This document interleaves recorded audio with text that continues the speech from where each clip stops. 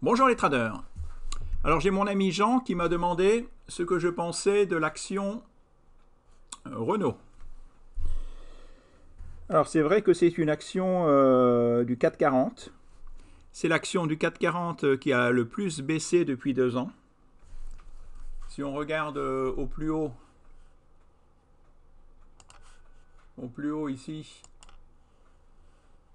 par rapport au plus bas, vous voyez, elle a chuté de 61%. 61% de baisse continue, en ligne droite. Oui, il n'y a vraiment pas eu, c'est vraiment en ligne droite. Alors c'est une action du CAC 40. C'est une action qui est dans les 15 premières, les rendements les plus élevés. C'est une action court bénéfice net par action qui arrive deuxième derrière Peugeot. C'est une valorisation des ventes, elle arrive aussi deuxième derrière Renault, derrière Peugeot. Peugeot, Renault, Peugeot, Renault. Si on regarde l'action Peugeot,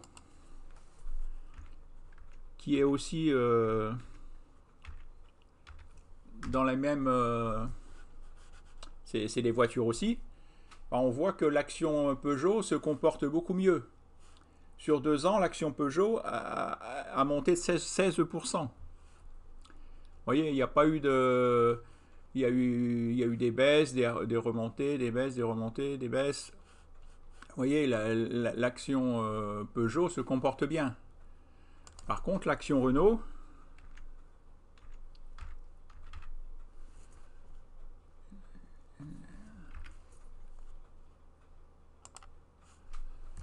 est en baisse continue.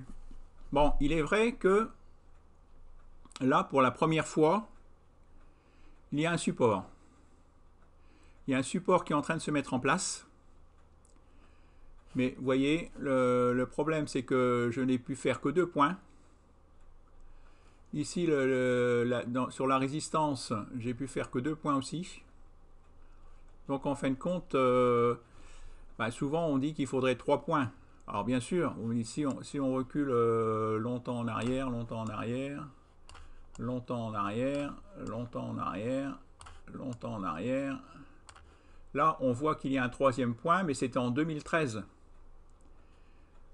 On voit que ce point-là est pertinent, mais ça remonte, il faut remonter à 2013 pour voir que cette ligne, ce support a tenu. Alors le problème avec Renault, c'est que il y avait Carlos Ghosn. Carlos Ghosn qui était directeur de Renault, et qui, depuis que Carlos Ghosn est parti, Renault, c'est une action sans tête. Donc, si on regarde en semaine, oui, si on regarde, même on va regarder en jour. Le problème, c'est que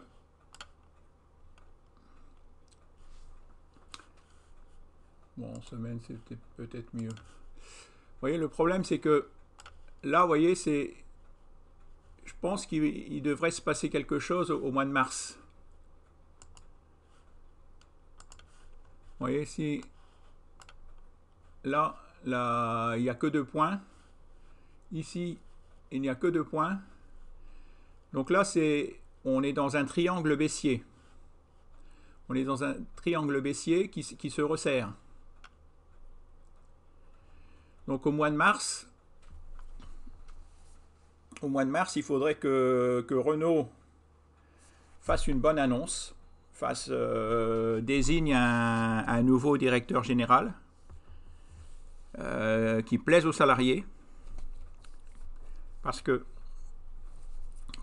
c'est pareil, c'est la mode de descendre dans la rue, de faire grève, de mettre des gilets jaunes sur le dos. Donc il suffit que les salariés disent « Ah ben oui, mais il y a un nouveau directeur, mais il gagne plus que nous. Allez, on se met en grève. » Et c'est pas parce que l'État a 15% qui se disent oh ben on risque rien, Renault 15% du capital c'est l'État. L'État c'est nous, donc on peut pas, c'est une action qui peut pas déposer le bilan, qui peut pas faire faillite. J'allais dire non, mais en fin de compte, je me suis rappelé de l'action LIP. Il y a 50 ans, je ne sais pas si vous, pour les plus jeunes, peut-être vous ne connaissez pas, mais il y a 50 ans, vous rentriez dans une bijouterie, vous vouliez acheter une montre, ben, vous ne disiez pas je vais acheter une montre, vous dites je vais acheter une LIP. Il n'y avait que LIP.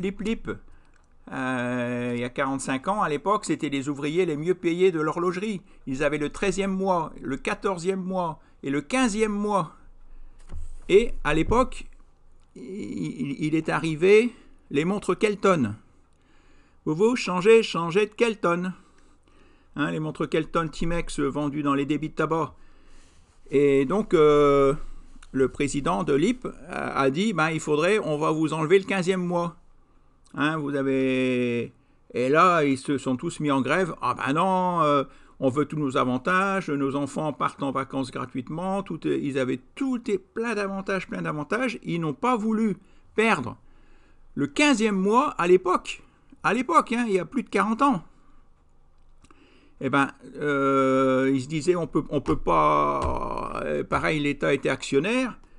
Hein, et je me rappelle, les représentants y passaient, ah ben, vous pouvez acheter des montres, on peut pas crouler puisque l'État est actionnaire. C'est tout, ça va repartir. Mais non. Les syndicats ont tellement fait le con, ils n'ont pas voulu rien perdre. Total, ben, ils ont tout perdu. Les 8000 salariés, ben, ils sont partis. L'action LIP a été revendue. Hein, après, je sais pas, ça a été revendu à des Japonais hein, qui ont revendu la marque LIP à... Et pareil, ils ne sont pas sortis, ils ont revendu la marque LIP à... Non, ça a été vendu à des Chinois. Les Chinois ont revendu à des Japonais. À un moment, je me rappelle, même moi, on me relançait pour acheter sur un magazine. On me disait, voilà, on vous offre une montre LIP en cadeau. La montre du général de Gaulle. Le pauvre général de Gaulle, il doit se retourner dans sa tombe. La montre du général de Gaulle, elle n'a plus rien de... Il n'y a plus rien de général de Gaulle dans cette montre. Il n'y a plus rien de français. LIP, c'était une manufacture. Une manufacture, ça veut dire que c'est une marque qui fabriquait leurs mouvements, qui fabriquait leurs boîtiers, qui fabriquait leurs verres, ils fabriquaient tout. Ils étaient créateurs. Et malgré ça, eh ben, ils ont déposé le bilan. Je me rappelle, j'avais attendu. Après, on me relançait. Ah ben maintenant, on vous offre 2 montres LIP en cadeau. Et mes clients, là, quand ils viennent, ah ben regardez, j'ai reçu une montre LIP en cadeau. J'ouvre la montre LIP, ben regardez, sur le fond, c'est écrit Made in China. Le mouvement japonais assemblé à Singapour. Donc, il n'y a rien de français. Et sur la marque, c'est écrit LIP Made in France. Je dis, comment ça se fait? Et en fin de compte, je me suis renseigné, on m'a dit oui, mais c'est normal parce que c'est des Japonais qui ont racheté la marque LIP, donc ils ont le droit de mettre LIP Made in France, alors qu'il n'y a rien de français, il n'y a même pas 1% de français. Ils ont simplement racheté la marque et ils ont le droit de mettre LIP Made in France alors qu'il n'y a rien de français. Alors c'est vrai que ce n'est plus vrai maintenant, puisque depuis 3 ans, la marque LIP est revenue en France, maintenant est assemblée à Besançon. Mais c'est tout. C'est pour vous dire que une marque comme Renault, elle peut déposer le bilan. Elle peut faire faillite si les syndicats font l'idiot, s'ils ne veulent pas du nouveau président, s'ils se mettent en grève, ils croient qu'ils risquent rien. Ben, les LIP, la marque LIP, c'était pareil. Ah ben non, on risque rien. L'État est actionnaire. Et ben la marque LIP, elle a disparu. Jazz, les marques Jazz, Bayard, toutes des grandes marques françaises n'existent plus. On n'a plus rien de français. C'est désolant. Hein, et une marque là, on avait des bonnes marques Made in France qui n'existent plus. C'est vraiment... Alors maintenant, LIP, c'est revenu en France. Mais c'est pareil, à l'intérieur, vu qu'on n'a pas de mouvement français, ben, ils mettent des mouvements japonais. C'est désolant à dire. Alors voilà, bon, c'était une petite incarpade. Je mélange l'horlogerie et puis la bourse. Mais à l'époque, c'est pareil. Si LIP était coté en bourse, bah, c'est ça. Là, pour que ça remonte, il faudrait qu'il désigne un. On voit que, bah, d'après les graphiques, ça nous dit que dans un triangle baissier, il faut attendre que l'action, elle casse. Elle casse soit par le haut ou soit par le bas. Hein, dans toutes les méthodes que j'ai achetées, bah, tout le monde dit ça. Hein, il faut attendre. Donc, il faut encore patienter. Mais c'est vrai que là, on voit, on est en février, au mois de mars, ben,